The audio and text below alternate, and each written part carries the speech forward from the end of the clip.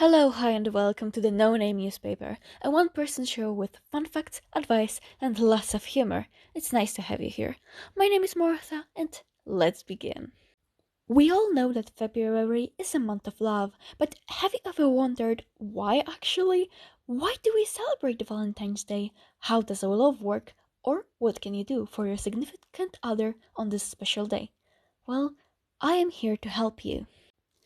Let's start from the roots, our biological roots. Love, like any other emotion, is just a bunch of chemical reactions and hormones.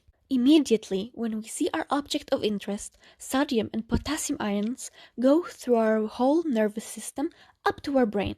Then, our brain compares said impulse with our ideal partner. If it's a match, then our brain starts to produce the love hormone, which is an artistic name for a hormone called phenylethylamine, also known as PEA. PEA is responsible for dosing other hormones, dopamine and noradrenaline. More about them later. Therefore, euphoric reactions of our organism when we see our other half.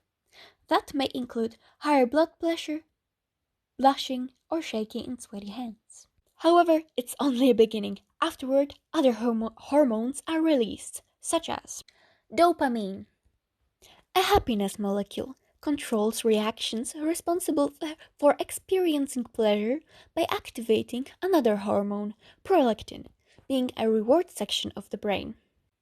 Noradrenaline, similarly to adrenaline, makes our blood pressure rise, higher pain tolerance, and improves physical activity.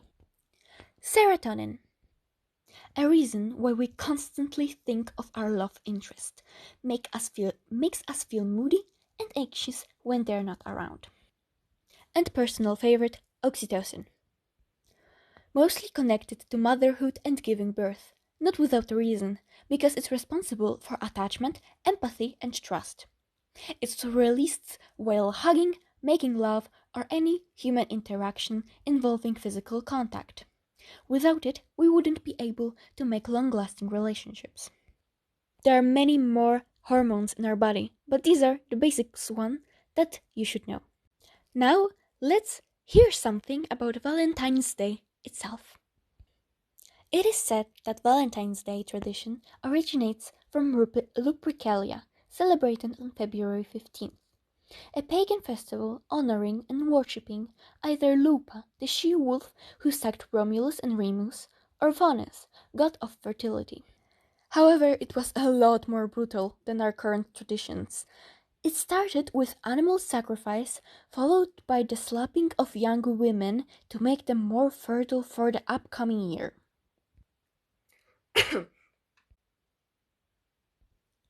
Moving on, 5th century. February 14th becomes Saint Valentine's Day. It comes from a 3rd century legend stating that Emperor Claudius II declared banning marriages among his soldiers to prevent homesickness during wars. However, Father Valentine wasn't having it and continued to marry young couples in secret. It wasn't long after that the emperor caught on his actions and sentenced him to death. It is believed that young couples previously wed by the priest came to his cell, passing flowers and notes as a symbol of their gratefulness and gratitude. Legend has it that Saint Valentine fell in love with his jailer's blind daughter. The girl was beautiful, but no one wanted her because of her disability. The man was so stunned by that story that the girl got her sight back. On February 14th, the day of his execution, he passed a young girl a note, signed, "Your Valentine." And then a tradition was formed, a tradition of writing anonymous letters to one's love interest or just making it a special day for your other half. Fun fact! Have you ever wondered why is love surrounded by hearts? As we all know, the shape of a real biological heart is nothing like the ones we draw in our friends' notebooks or on our Valentine's cards. So, where did the shame come from? Well, it is said that the shape of the heart is supposed to represent an opening to the chamber of pagan compulsion or the female reproductive system. However, I've also heard a version that is just two biological hearts smooshed together as a representation of two souls connecting while kissing. Valentine's Day is creeping up on us from the corner, and you still don't have any ideas what to do? Then listen up. I have some things for you. Number one, personalization. The hardest and the most time consuming option of them all, but the most satisfying and rewarding at the end. You'd have to balance between something special but also practical, or not, your choice. Analyze what they were talking about, and 20 question game might help with that. But here are some alternatives that you might use. Number one, boxed filled with their favorite snacks, moments, like pictures, in the motive of their favorite color. Number two, a game in which you buy yourself objects based on certain questions. A great game that will make you and your other half feel special, and it's a great activity to get to know each other even more. Questions may include something that reminds me of you, favorite color, favorite snack, something you need, etc. You can find a bunch of those online or brainstorm them with your partner. Number 3. A hot chocolate movie night. It's an alternative that you can also do online if one of you is on quarantine or you're doing long distance. For the online version, you can use sites like Zoom or Discord to stream movies that you'd like. 4. Arts and paintings. Who wouldn't want a personalized portrait or a painting? For sure I would. It might be a great activity to do for two of you on a date, or you can just give it as a gift. But I understand that not everyone is artistically gifted, and in that case, you can commission some artist who wasted all their money on The Sims 4 sales and is now poor. Couldn't be me. But for real now, it doesn't have to be the best quality. You're not Da Vinci. It's the thought that matters. Really. Number 2. Going out. Is your date keen on active way of spending their time? Or do you just like long, relaxing walks alongside Mother Nature? If you do, here are some places that I find very aesthetically pleasing. Number 1. National Art Museum. And more specifically, walking places next to it.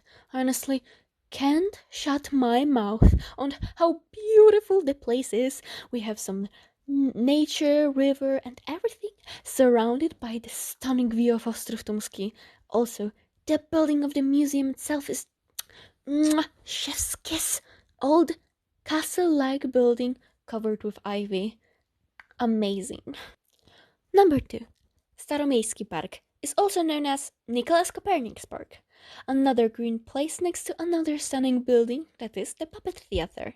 What can I say? It's just a beautiful place. Moreover, it's one of Bajkov's stopping points, and I strongly recommend you going on their performance. Number 3. Pergola next to Hala Stulecia. It's a path of ivy-covered arches surrounding the water fountains. I don't think that anything is going to make a more romantic climate than this. Also, there are amusing water fountains performances that you might want to check out.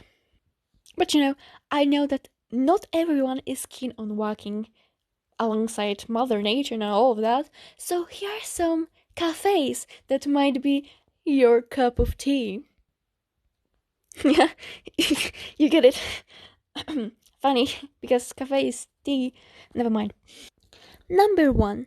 A bar Speak Easy, located on the marketplace next to Santander Bank. It's a place with a vintage vibe and great cakes. The biggest downside is that alcoholic options outweigh non-alcoholic ones, but it's manageable and you can still enjoy this place regardless. Number 2. Tea Place Kadwa, another vintage vibed place located on Kiełbaśnicza 2 Street. It's a warm and comforting place for tea lovers, but not only, there are some coffee options too. A good place to chill and talk. Number 3. Kawa na ławę in Galeria Dominikańska. It's on a smaller side, it's true, but it doesn't mean it's bad. A casual, cozy place to hang out and eat something sweet alongside. And finally, number 3. Something generic. We all know the basic starter pack. Teddy bear, flowers, and a movie is a basic. Definitely. Will it work for anyone? Indeed it will. I'd consider it a life card if no other options don't work, rather than a first choice. Just remember when you're buying flowers, consider giving them in a pot rather than a bouquet. And since we are on a topic of ecology, let's talk about the sponsor of today's program. Just kidding, they don't pay me. The We Echo program that I am a proud co-founder of. Yay. It's a program focusing on the problem of fast fashion, how does it influence our lives, why should we avoid it, as well as alternatives and solutions to said problem. So, if you're interested in finding out more, our team has workshops and lectures for you to access. And sadly, that was all I have for you today. I hope that you enjoyed the time spent on watching the video, and I'll see you again in another episode that is going to come out someday. I wish you an amazing day or night, and goodbye.